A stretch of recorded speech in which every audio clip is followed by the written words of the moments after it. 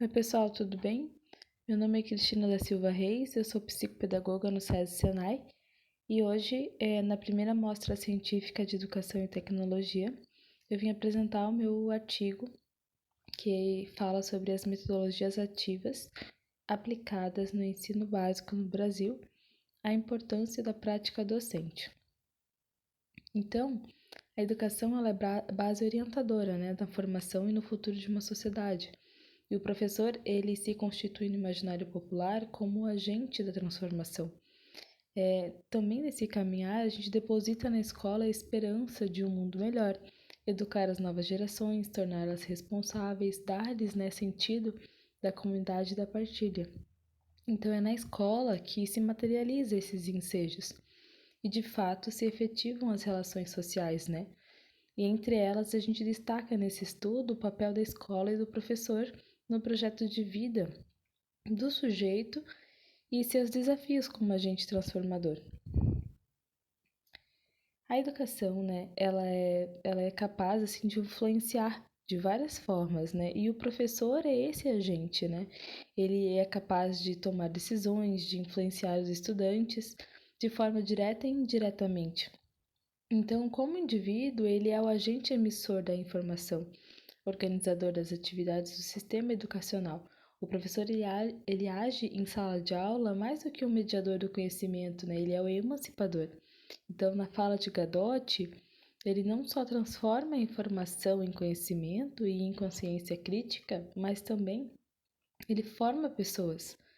Então, é nesse despertar, né, que ele faz, de fato, que o estudante se interesse pela aula, né, pelo conteúdo. Então, como que a gente faz para esse estudante se realmente se envolver, né? Como que ele pensa, como que ele busca, quais são as melhores formas, né?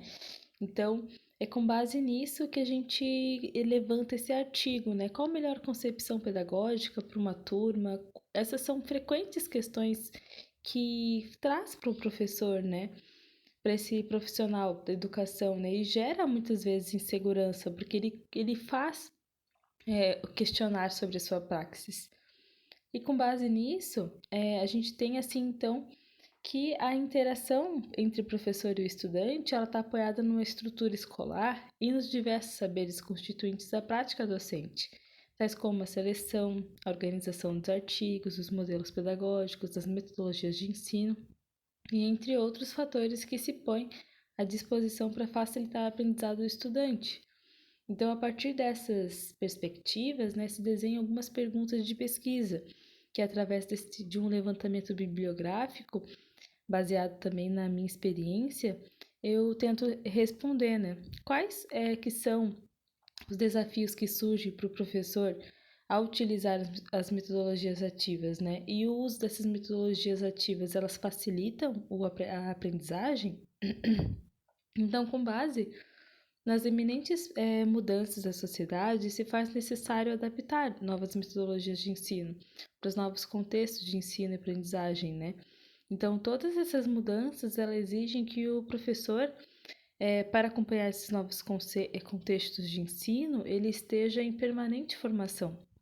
Então, a prática docente, ela transcende entrar em sala de aula, ela requer muito mais que isso, né?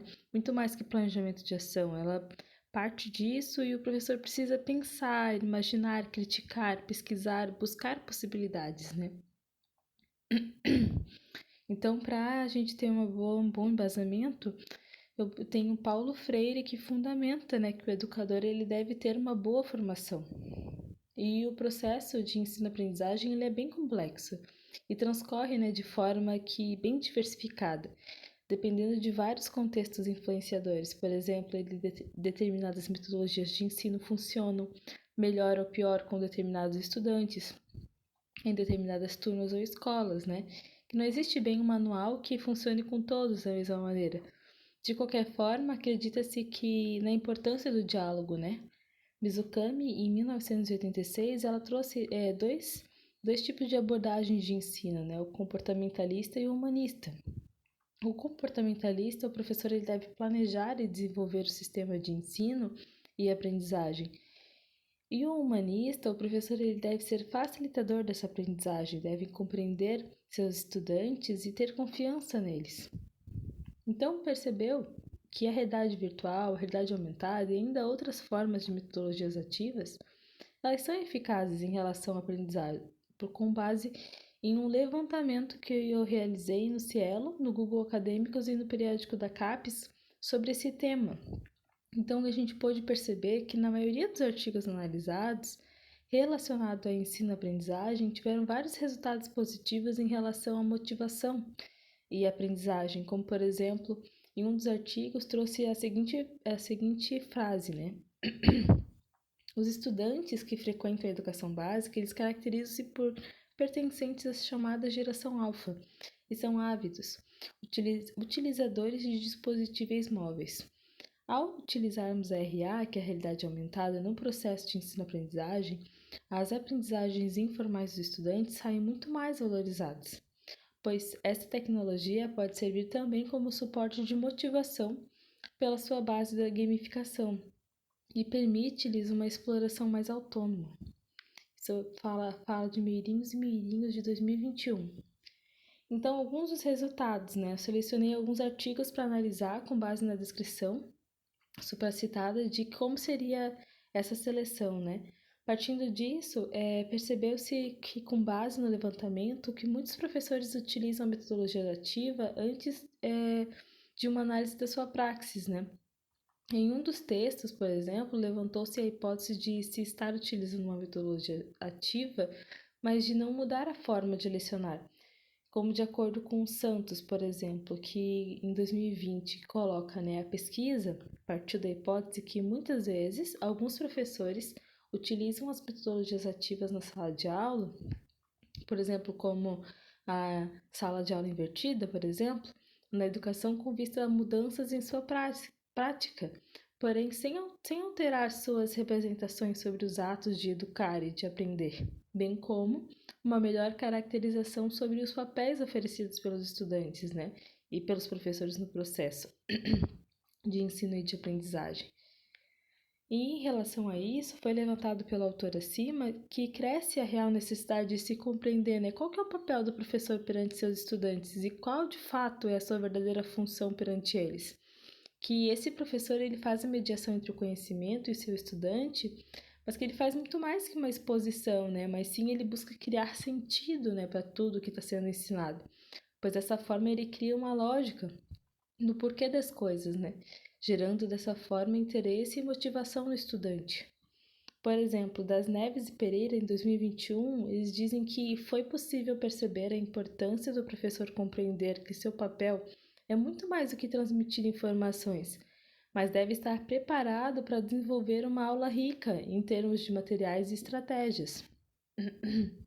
E, sobretudo, temos uma barreira a ser vencida, né? Porque muitas vezes não se está preparado para trabalhar com as metodologias ativas em sala de aula, para a gamificação ou realidade aumentada, por exemplo, se faz necessário o uso de tecnologias digitais. E nesse contexto, a gente precisa evoluir em termos de capacitação dos profissionais de educação, né? Que não se encontram-se preparados para utilizar estes artifícios. Ou em não poder possuir também essa tecnologia necessária, né? Porque nem todas as escolas estão de fato preparadas, né? Ou ainda em não saber utilizar, né? Ainda mais para interagir com vários estudantes. Então, há uma certa terceira preocupação, né? Uma insegurança que a tecnologia causa por não conhecê-la, né? Não se ter nascido na era digital, ser de uma geração analógica, traz para esse profissional insegurança e trabalhar com algo que seja tão próximo dos estudantes e tão distantes de si, né? Isso para Ferreira, em 2021, ele traz uma seguinte reflexão, né? Os professores apontaram pouca familiaridade com os métodos e técnicas por conta de uma formação inicial incipiente em relação a essas abordagens e a falta de programas de formação continuada. Além disso, foram apontados o inchaço do currículo, como excesso de conteúdo, o pouco tempo para cumprir esses conteúdos pedagógicos e a falta de estrutura física de equipamentos e materiais. Então, como consideração final, né, desse artigo, O uso de metodologias ativas como forma de aproximação entre o professor e o estudante pode estabelecer uma relação mais harmoniosa, permitindo uma significativa melhora na educação brasileira. Porém, o que acontece é que muitos professores ainda permanecem com as mesmas estratégias de ensino, né? Ou seja, com uma forma mecânica de ensinar e também uma maneira tradicionalista de se portar em sala de aula. Eu compreendo assim que são diversas as medidas em que as práticas docentes diversificadas elas podem interferir na prática de sala de aula, bem como na mediação dos processos pedagógicos, né? Então, nesse sentido, o professor ele desenvolve um papel fundamental, pois ele entende que cabe ao professor encontrar boas alternativas que mais se adequa e a uma determinada turma ou determinados estudantes e específicos contextos de sala de aula, né? E com isso, eu finalizo aqui meu artigo para a primeira mostra científica de educação e tecnologia. Obrigada.